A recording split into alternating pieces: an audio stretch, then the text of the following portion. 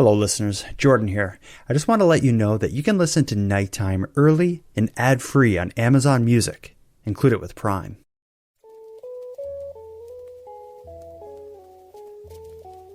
You are listening to Keep Canada Weird, a weekly weird news roundup by the Nighttime Podcast. Handsome Air and Airport. 159 episodes of Keeping Canada Weird together. Fist bump. How you doing over there, buddy? Good, man. Good. I'm hanging in there. It's, the weather's trying to get nice, but I don't know if it's really succeeding yet. It's definitely trying. It's felt a bit like a spring day here in Halifax, so hopefully you got the same kind of thing down there. But we don't need to talk about weather. Something important's going to happen now. You told me just before I hit go, I actually have a special drink tonight. Mm-hmm. So I'm going to invite you to blow my damn mind with what you got in a cup. Okay. I have a Cove soda. Ooh. Ginger ale. Ooh, Cove is, I think, a local company, right? Yeah, it's a Nova Scotia soda, and they have all different types, grape and different flavors, orange, and this is ginger ale. It is sugar-free, and according to their website, all of their sodas are caffeine-free as well. Interesting. Dying to try it, but I had to research the caffeine content first before I could commit to trying it. Okay. So here we go. I'm going to crack it open. Oh, it's different. Different in a good way, like something new and exciting, or different like... Yeah, it is exciting, actually. Okay, good. I noticed you were calling it soda. Is that in response to listener mail we had a few weeks back saying we could class it up a bit by calling it soda instead of trashy pop? No, I'm calling it soda because literally on the can it's called Cove soda. Okay. Lately my special drink has been tea. That's what I got tonight. Let me just take a sip just to make you happy. Yeah, and let us know how it is. Yeah. Oh, yeah. Got the balance right. And by the balance, I mean the appropriate amount of sweetener versus milk in there. And it's a delicate balancing act, but when you get it right, oh, man, it's worth it. So enough about special drinks, enough about weather. We have a mission here, and we have a mandate to keep Canada weird by seeking out and highlighting all the unique and offbeat news stories from the past week. And tonight we have a smorgasbord of weird Canadian news. But as we always do, let's start with the Keep Canada Weird correspondents weighing in on some past stories. For many weeks, we have been talking about the string of butter thefts that is plaguing this great nation. You and I have both just been scratching our heads. Who's doing this? Why are they doing this? What are they using the butter for? What does it all mean? Last week specifically, you called out to listeners to please explain to you why these people are taking this butter. Well, we have two separate listeners weighing in with matching theories, so maybe we will solve this tonight. First, let's go right down to your neck of the woods. We have a listener named Lauren in Cape Breton who has an interesting theory on the butter and ghee thefts. Listen to this. Hi, Jordan and Aaron. It's Lauren from Sydney, Nova Scotia. And I'm just listening to the most recent episode. We're talking about the butter thieves again. And I've had a theory for a little while that I wanted to share with you. My thought is with the age of the individuals involved and what they're stealing, butter and ghee, so random. My theory is that they have a edible business. And that's why they need so much butter and ghee, because how it works, I've tried to make brownies before. Because you infuse the cannabis in the butter or ghee, or whatever you're infusing it in, and then it binds to the fat molecules in there, and then you can make edibles with it. So that's my theory on why they're stealing so much butter and ghee, is because they have an edibles business. Compelling. It's probably the best theory that we've heard so far. I don't even know if we've heard any other legitimate theories yet about why the butter is being stolen. So this right now is at the top of our theory list of plausible reasons. Yeah, I think the main theories we've been hearing relate to bakeries and restaurants that would use a lot of butter, but it is unusual that you'd have that a restaurant or bakery would have a bunch of like 20, 30 somethings running around to grocery stores, just running out of the stores with shopping carts full of butter. It strikes me as almost like an organized crime sort of thing. So yeah, like making edibles out of cannabis and using the butter within that would kind of make sense. That's not the only person who presented that theory, though. Hey guys, this is Henry from Richmond, Virginia, listening to your podcast about the butter heists, and I'm postulating whether or not that could be related to batching can of butter and turning said can of butter into edibles. I'm not sure what else you could do with butter that could be borderline nefarious, greasing the roadways or, I don't know, setting people up for a slip, but who knows? Might be some can of butter making its way into some weed cookies or something like that. Tell me what you think. I think he's onto something. I had never heard of canna butter, but it's basically, as Lauren kind of described the process, it involves like infusing butter with cannabis so that the active ingredient that gets you stoned from the cannabis gets in the butter, and then you can cook with it and bake with it. Mhm. I'm kind of intrigued. I love the idea of like rather than smoking like a big stinky joint, imagine just making like some toast Yeah, and a sitting friend of down. mine who I used to hang out with would do that, would make toast with weed butter, and that was how they relaxed on a Friday night. But Wow. Get crazy with some toast. I had never heard of that before. Canna butter. yeah, Interesting. I've never heard it called canna butter, but I have heard about weed infused butter. But um, I think we're getting closer here. I don't think we're quite nailing it on the head in terms of having it locked down as to why this is happening, but I think we're in the right direction. We've had some really excellent work from some quality correspondents who are piecing the puzzle together, and I'm looking forward to getting to the bottom Yeah. of this. We have another update to past stories, but I have a little personal story that I can share that will kind of bridge the butter with the update we're going to hear. You remember in Henry's voicemail, he said, like, I can't think of anything else nefarious. Maybe you could put it on the roads and, make people slip. Yeah. Well, I live in Halifax. There's a lot of hills in downtown Halifax. Like, if, walking around downtown Halifax can be a chore because you're forever walking up very steep hills. But anyway, I was downtown one day and there was like a garbage collection truck driving around picking up the garbage from a lot of restaurants, of course, in downtown Halifax. And I watched the garbage truck driving up a hill, and this is kind of gross, but all this kind of like liquidy crud just started pouring out of the back of the garbage truck because of the angle it was at going up the hill. So anyway, what ended up happening is this garbage truck just left like a river of oil on this steep hill, and I watched the cars behind the garbage truck. It was like they were on ice. Their wheels are spinning and they're all like, all the cars are kind of getting stuck and people are getting out and stuff. And they ended up having to block the street because there was so much grease and oil from this garbage truck. And I just happened to be like, first on the scene to watch it all happen. Did you collect a sample? No, but it was disgusting. You should have got a sample and brought it to a lab to see. If it was greasy? Yeah.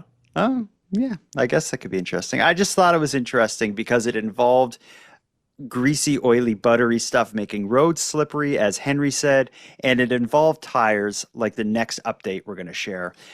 Last week, we talked about the tire madness that was playing out in the Toronto neighborhood in Scarborough. The landlord, who tenants referred to as a slum, told reporters he was just trying to help his family by storing hundreds of tires in his rental property's backyard.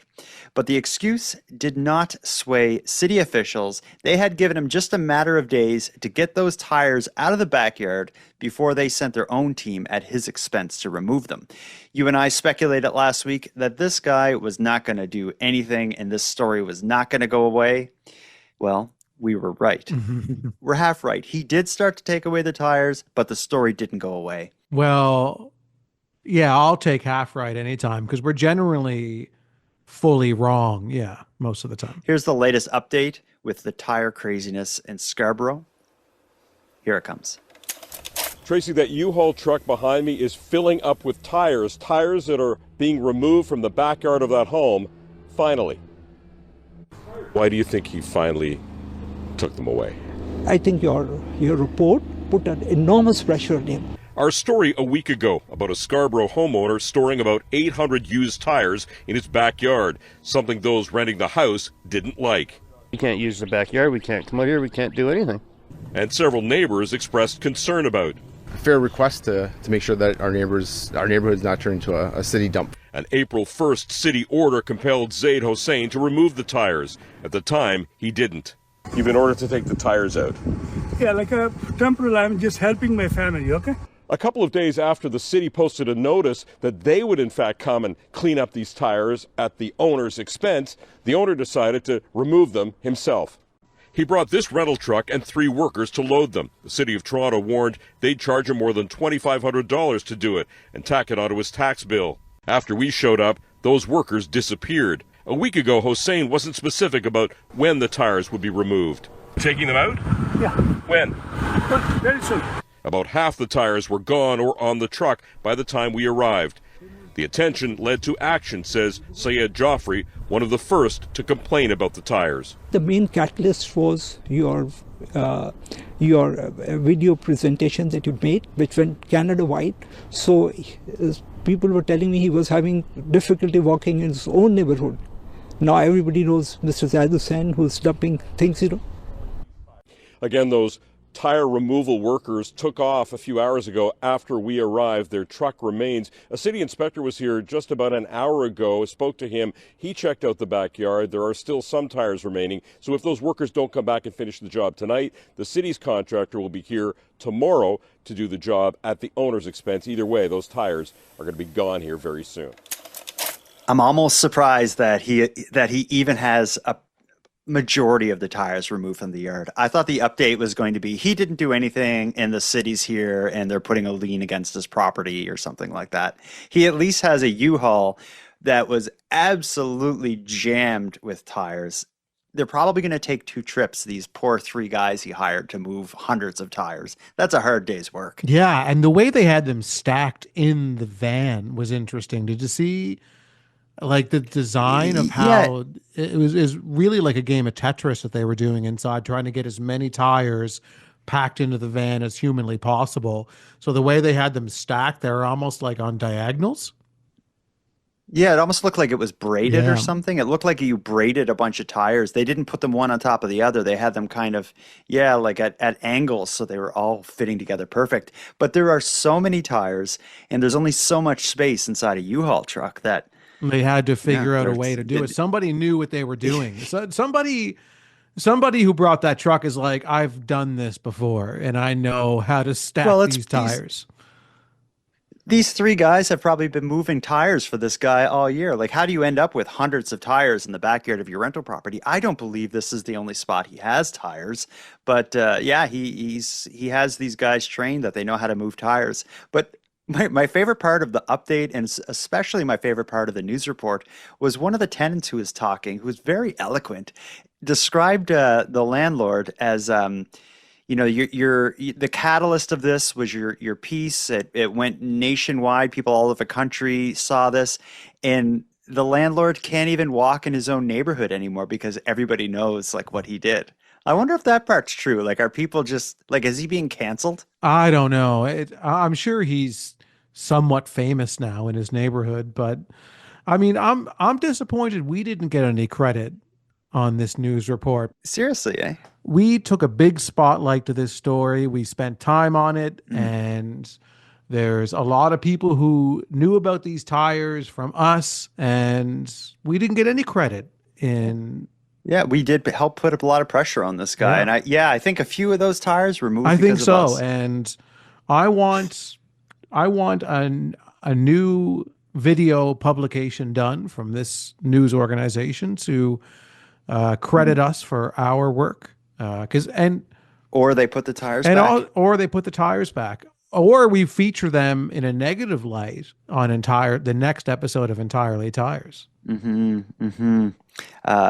Well, speaking of shaming businesses, whether it's this landlord or the news organization that didn't give us credit on air in their news clip, speaking of shaming businesses, in our next piece, I don't know if this has ever happened before, with the exception of maybe Tim Hortons. I don't think we've ever had a duo of weird news stories in 1 week relate it to a specific Canadian business. After our first break, which will be coming in a moment, when we come back, we have 2 stories related to Rona. You know Rona, right? You have one in Cape Breton? Yeah. There's a Rona just up the street from me, and they're a hardware store. For people in the U.S. who are listening, think of Rona as like a Home Depot, Home Harbor kind of place. But anyway, long story short, when we get back from this break, we have 2 weird news stories set in Rona, of all places. We've never talked about Rona on this show ever, so stay tuned for this. Shareholders, sell off your Rona stock because we're going to get to them shortly.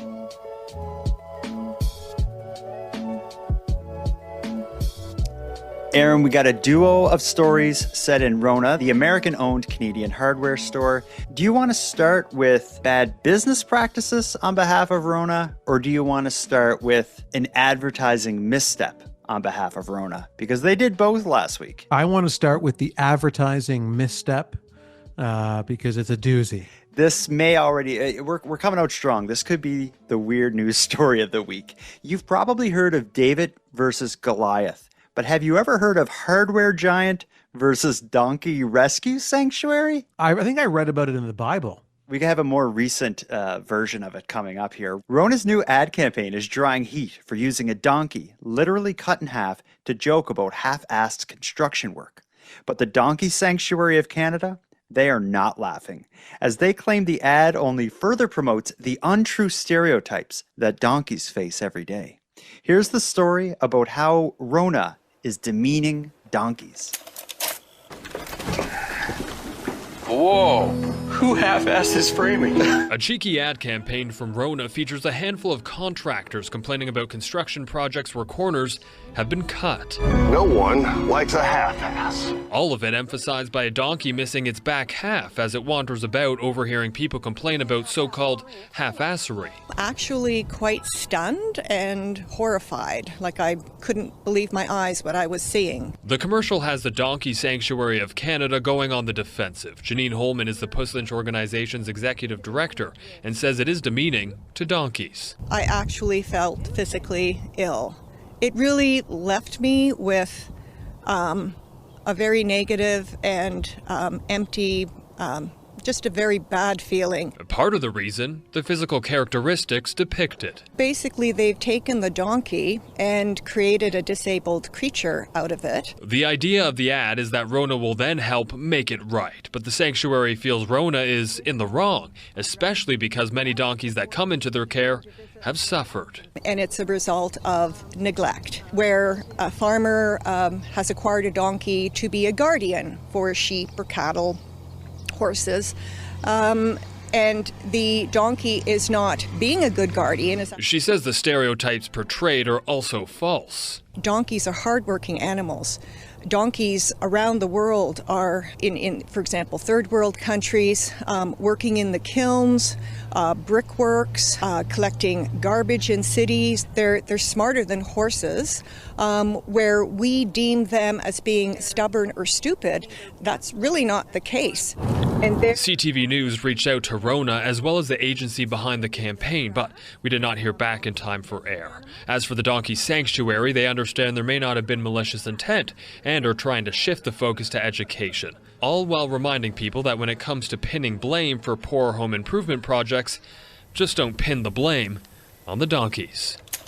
Oh, man. I know there's like a lot of talk about kind of the sensitivities that are out there in this day and age, but and I rarely like agree or even comment on it, but this, I don't know. I think this is a step too far. I feel like this ad, if it offended anyone, like it didn't offend any donkeys, I know that. And if it offended anyone, it's maybe the 2 or 3 people who run the Donkey Sanctuary of Canada. Yeah. How did this get on the news? That was my first question I was going to throw out, is why are they covering this? Why was this even brought up? Like, I understand the woman at the Donkey Sanctuary, she had a problem with it, but why create a story out of this? It's a CGI donkey. It's not like they cut a donkey in half, a live donkey like a magician, and said don't half-ass your construction projects. Like, this is just a fictional CGI donkey just wandering around. There's nothing you can do and put on TV that won't insult or bother one person. But for some reason, this story, that one person managed to get their feelings spotlit on the news. They attribute it to the Canadian Donkey Sanctuary, but I do feel like it is just this one woman who appears in the piece that is offended. But they say that the Canadian Donkey Association doesn't believe there was harmful intent within the ad, and they're hoping to use it for education instead. But they didn't really educate us in that news piece, because like the only thing they really said is that donkeys aren't that dumb. They haul bricks and collect garbage, and they're smarter than horses. And she almost seemed like that was like she took a stab at horses here, and she's dragging horses into this debate, which I think is completely unnecessary. It's apples and oranges to me.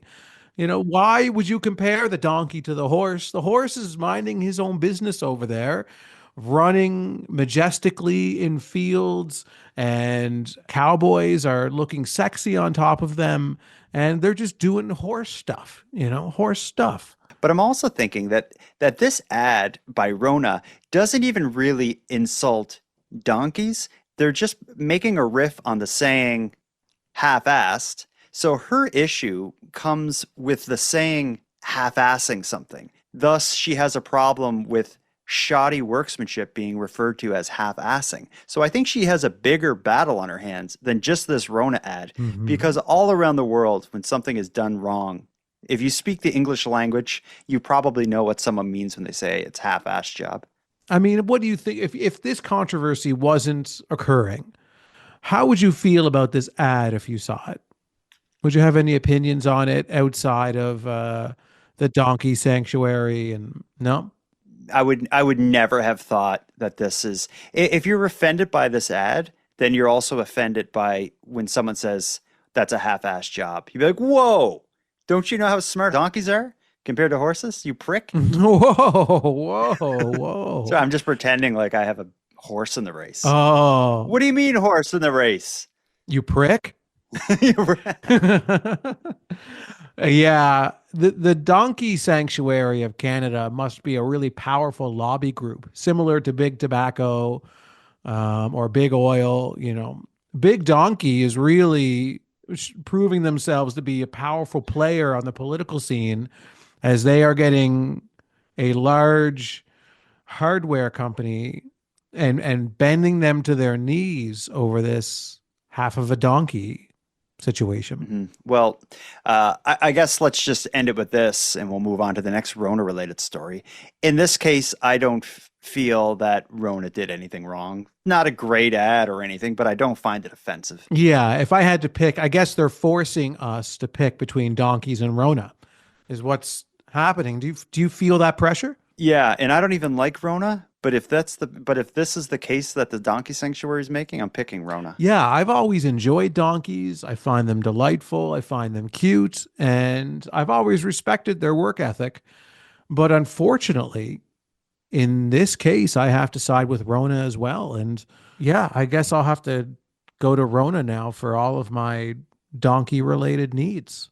Let's move on to the next Rona-related story. This one is altogether different. It doesn't involve a marketing or advertising misstep.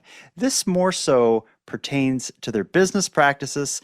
This is going to be one of those stories where a consumer complaint required a viral social media post and going on the news to get it corrected. It all involves a Calgary man's hunt for a new fridge that turned into, yes, going on the news and complaining about Rona. Listen to this one, and then we can choose sides here. I've already chosen. Living with 6 other adults, Marko Jovanovic was in need of another fridge. But as he unboxed his new purchase from a Calgary Rona store last month, he was surprised. Put it here, took the cardboard off, and that's when I noticed it wasn't the same color. It was used. My friend opened it. He's like, "Oh man, it's even dirty." Somehow, an old fridge made by a different company had made its way into the box. Inside, it was supposed to be a new Samsung appliance. When he tried to return back to the store, they had another fridge for me, And then the manager was like, I can't authorize this. I was like, what do you mean I can't authorize it? He said, it's not a Samsung fridge. I said, I know. He says it began a month-long runaround trying to get a refund while also dealing without a fridge. I had about a day of no fridge, so I had to put things in a cooler and kind of just have it, what could sit out, while I'm waiting for this other fridge. Experts say these unexpected switches do happen. Many times there's still a lot of manual labor involved in warehouses, so those mistakes can happen, that they put the wrong label on the box and then everyone goes by a label. Bifunk says that usually happens when companies offer refurbished products. Rona acknowledged the mix-up, saying these issues arise from time to time, and they were able to offer Jovanovic a refund and a gift card for his trouble. They actually had a barbecue I wanted. They had all these items I actually wanted, but the issue is now because they wouldn't solve this fridge, I don't want to spend any of my money there. Here's another example of like, how did this get on the news? I'm thinking about Rona's PR person. So rarely do you ever hear anything about Rona, but last week they have this donkey ad, then they got this guy in Calgary who got the wrong fridge, and somehow that ended up on the news. I'm shocked that wasn't an easy fix. You'd think if they sent you the wrong thing, you'd show up.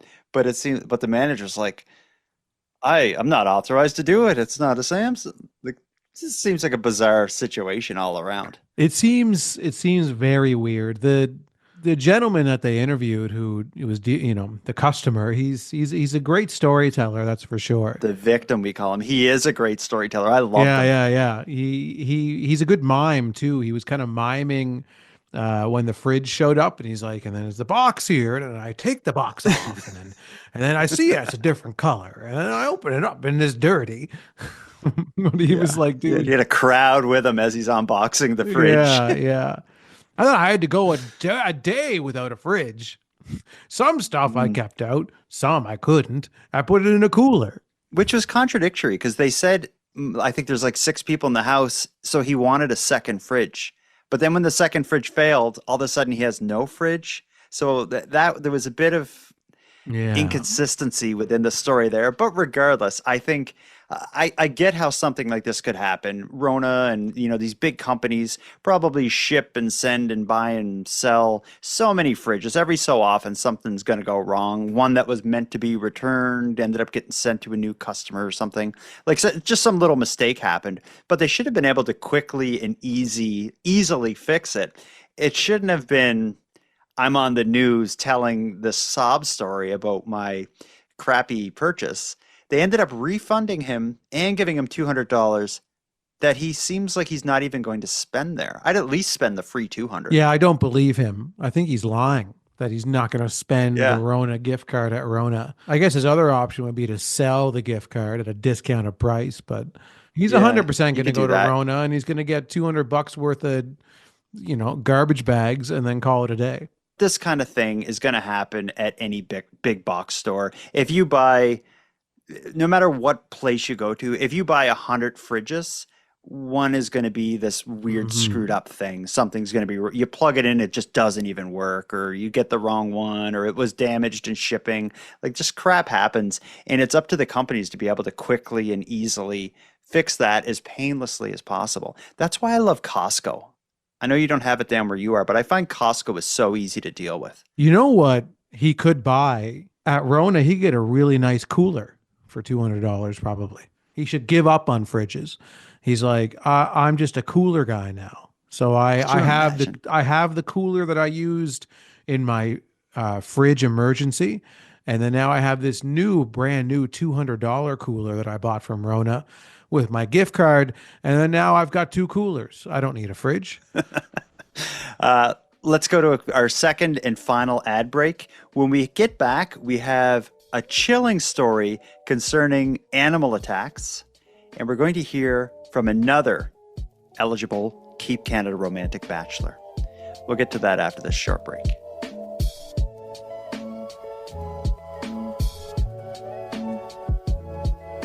Handsome Air and Airport, we've talked about the animal uprising as the sort of global phenomenon, but there seems to be an isolated version of it playing out In Waterloo, a group of Waterloo students have found themselves held hostage by a pair of furious geese who've claimed their front lawn as their own nesting territory. What started as a couple of curious birds has turned into daily chaos with croissants flying, dramatic escapes, and relentless attacks. Here's the story of the Canadian geese who are terrorizing Waterloo. Close to a week now. We can't even leave our house. It's crazy. We never thought this would happen. Just thought they were two geese. And all of a sudden now the dad is angry. He's flying at everyone. Old people, kids, us. So our friends came over to hang out, and then the goose attacked. We're running up the stairs and the croissants went flying. And then the geese started eating them. But yeah, we've also just been sitting at our window in our living room just watching these geese attack people all day long. Like this one girl fell into a bush, she was running, and then boom, the goose just nailed her in the head and she fell. It's in the car! Oh my god! It is pretty scary when they're just coming at you full force. And we've tried to call everywhere. We've called every single animal control there is. We've done it all, but they do not care. These kids down our street, they're coming at them with water guns. They're still staying around. They don't care. He's still outside right now, just on our front lawn. Yeah, he won't leave. It's crazy. Despite that it's a high traffic area, the experts say they are a protected animal and should be left alone. Geese are protected by the Migratory Bird Act, so it is illegal for us to interfere with them in nesting season, and so we have to respect that. So that's the most we can do, and what we offer here at the Humane Society is we can post some signage in public areas.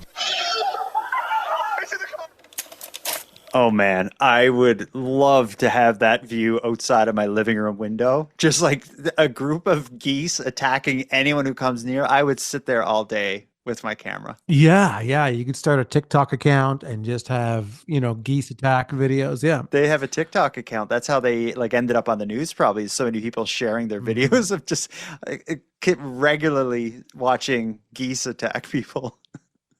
And it's always fun to see when the authorities come on and just basically say, yeah, we're not going to do anything for you. Yeah. Well, there's rules against it. You can, if these migratory birds decide to sit on your front lawn, you got to just give them their time to have their babies. And, they were here first. We came after them. So I think it's fair. Yeah, but not those exact geese. No, but their ancestors. Yeah, I guess. But we're proving that we're not going to do anything about it. So we have this uprising that is occurring that we've been covering since day one of this show, that there is an animal uprising. And what the geese are contributing to the uprising is that they are showing that we are not going to fight back. We're not going to do anything. We're just going to run from them and pray that they don't hurt us. And this is a really bad look for the humans in the animal uprising story. It's not good. Yeah, I didn't really think of it that way. And also, I guess we can harken back to a prior story we covered tonight, is there's almost like a media propaganda kind of element to the animal uprising now as well, where you have advocates are almost threatening to cancel businesses who dare cross animals. Like, you want to mention donkeys in a negative light, we'll get your business shut down. Yeah, and this geese situation is it's really highlighting the weaknesses of the humans. And I think after this, I really fear for our existence as a society, and I'm worried for the future. Yeah, I'm worried for the future, but at the same time, I love the idea, and I can't help but thinking about how great of a day I would have visiting that house and watching people get dive bombed by these big geese. Yeah, but then what are you going to do? You're stuck inside. You can't leave the house. What would I need to leave the house for? If I wanted food, I'd get Uber Eats and I'd watch the delivery guy try to bring it up. I like that story. I think those geese should do their thing on that front lawn for as long as they need to. I feel for migratory birds. That's a lot of work. And then at the other hand, I was thinking about this recently, maybe a week or two ago. We had one of those late season snowstorms in Halifax. You had it down there Cape Breton as well. But a lot of the migratory birds were just arriving back to Nova Scotia from winter in Florida. They're probably like, my old stomping grounds. I'm glad to be home. And then boom, the next day, snowstorm. That's after they've been flying for like 2 weeks or whatever it takes to fly from Florida to here. I felt bad for the migratory birds. They need to check the weather forecast before they leave. I put all that blame on them. That's their problem. It's their poor planning. And I don't feel bad for them. Well, speaking of feeling bad, speaking of feelings, there's a certain feeling here we've been celebrating on this show lately. That feeling is romance. We've done what we've had to do tonight to keep Canada weird. Now we're going to do what we have to do to keep Canada romantic. We've aired several dating profiles of eligible Keep Canada Weird correspondents that are looking for love. We have another one tonight. So far, we're shut out. We haven't been able to get anyone married yet. But let's see if tonight we have the magic potion of love. You ready for another one? I'm very excited for the Keep Canada Romantic segment of the night. Yeah, well, every bachelor we've profiled on the show has been very interesting. Like they've all had something unique about them. Tonight is no exception. Let's hear about Stephen from Kentville, Nova Scotia. And who knows, maybe Stephen's going to hear from someone out there after they hear about him. Here he comes, ladies. This is a profile for dating. My name is Stephen. I live in Kentville, not too far away from you guys. And I'm a retired mental health therapist. I am now writing crime novels and poetry. And I'm looking for a Nova Scotian. I don't have a vehicle. Sorry, ladies. And I just want to find someone to share my life and explore Nova Scotia and maybe even Canada. And enjoy my poetry.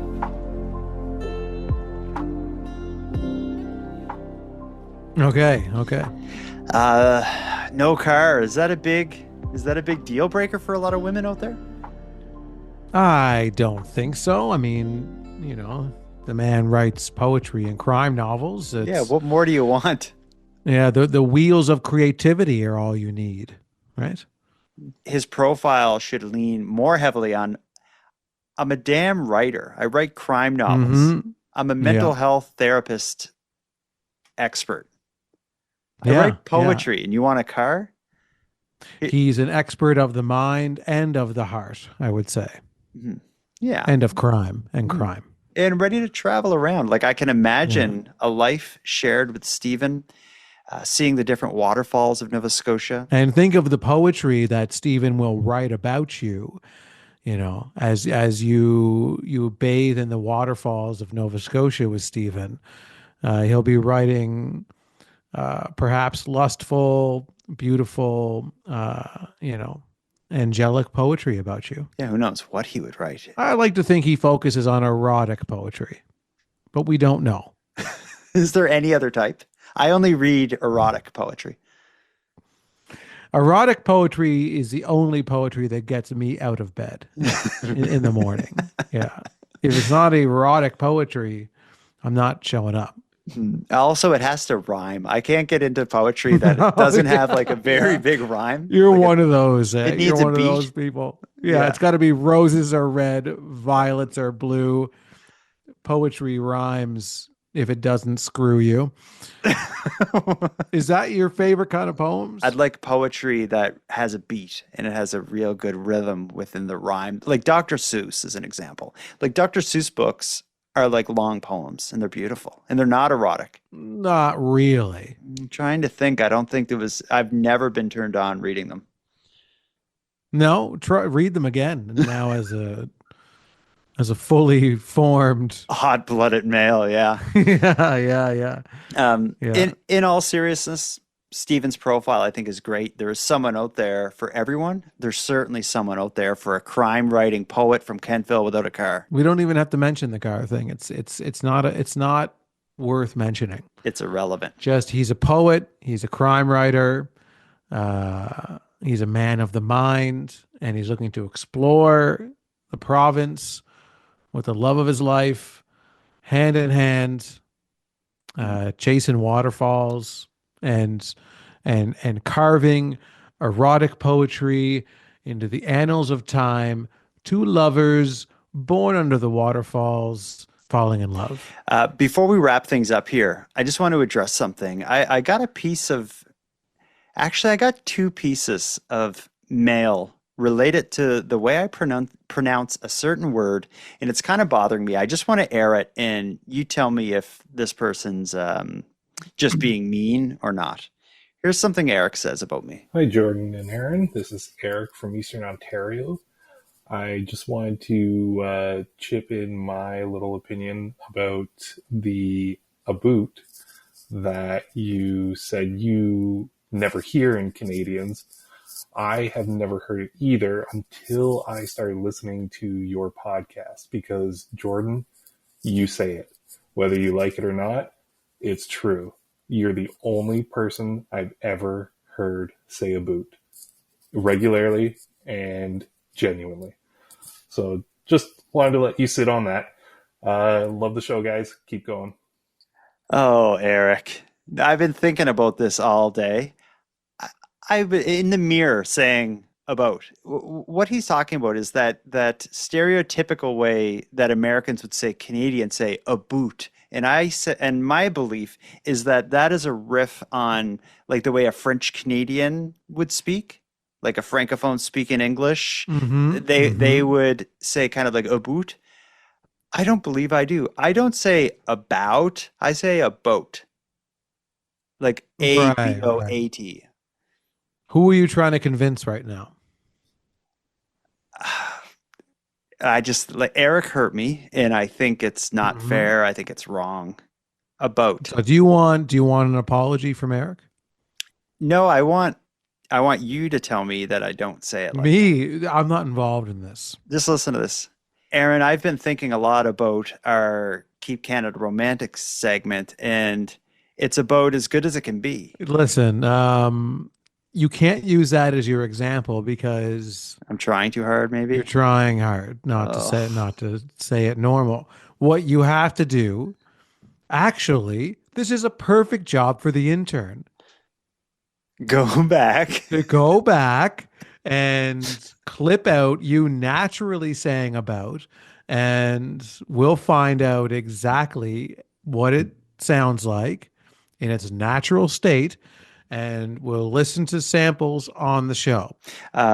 Just for listeners out there to know why I'm so like, I mean it. I think about this a lot, and this kind of stuff drives me nuts. You know how people, they hear their voice and they're like, oh, I hate hearing myself talk. All I do is hear myself talk because I podcast, I record this stuff. Then like tomorrow, the next day after I record, I'm editing. So I'm always listening to myself. It's utter torture. So I destroy my own brain by hearing myself mispronounce things, which I do often, because not only do I edit myself talking all the time and hear myself talking all the time, I'm a very pedestrian communicator. This idea that I say a boot, that's just, I can't take it. Yeah, it's really, this is the most bothered I've ever seen you. This is the most anybody has ever gotten under your skin before. Because you usually play, hold your cards pretty close to your chest. Not with this. You're falling apart at the seams here, and it's quite a sight to see. And you're definitely at your most vulnerable right now. Anyway, thanks a lot, Eric. I won't sleep tonight. But let's wrap this up, Aaron. We've done everything we had to do. We're trying to find someone for Stephen. We've kept Canada weird. We've probably destroyed Rona. What else can we do here tonight? All we can do is wrap it up. Handsome Aaron Airport. Until next time.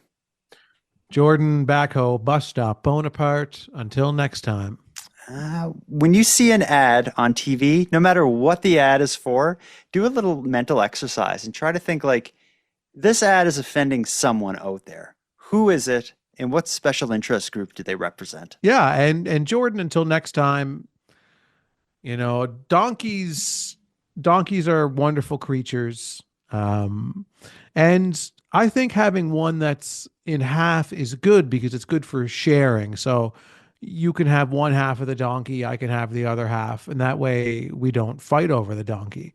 And also, if you and I had one donkey, we wouldn't have to argue about who owned it because we simply would cut it in half.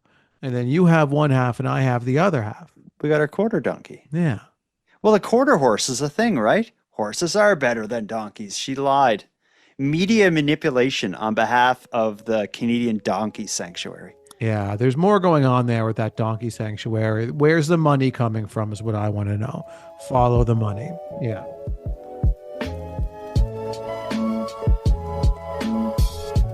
I want to thank you for helping Aaron and I fulfill our mission to keep Canada weird. If you've got a news story from your area that you'd like to share with us, or have any thoughts or theories or opinions on anything we discussed tonight, we'd love to hear from you. You can contact us by using the voice recorder that can be found at nighttimepodcast.com/contact. And on that topic, I want to give a big thank you to this episode's correspondents. If your voice message was aired tonight, you can email me your address. My email is nighttimepodcast@gmail.com, and I'll get a Keep Canada Weird badge and swag pack sent out to you. I just ask that you wear the badge proudly and responsibly. Next, a big thanks goes out to Aaron for another great night, Nicole for the intro and outro voiceovers, and Monty Data for the outro version of O Canada. And then, of course, a sincere and massive thank you goes out to each and every one of you listening. Your support makes this show possible. And if you'd like to support the show even more, please consider a subscription to the premium feed, which can be found at nighttimepodcast.com/subscribe. The premium feed costs just a couple dollars a month, but that money will fund the creation of new episodes of the show, and it'll give you those episodes 2 days early, ad-free, and access to a back catalog of episodes. And even if you don't want to go premium, you can still support the show by sharing this episode on social media. That helps a lot too, and it's free. Your support is very much appreciated. So with all that said, until next time, take care of each other, hug your loved ones tight, and together, let's keep Canada weird. Keep Canada Weird is written, hosted, and produced by the Nighttime Podcast.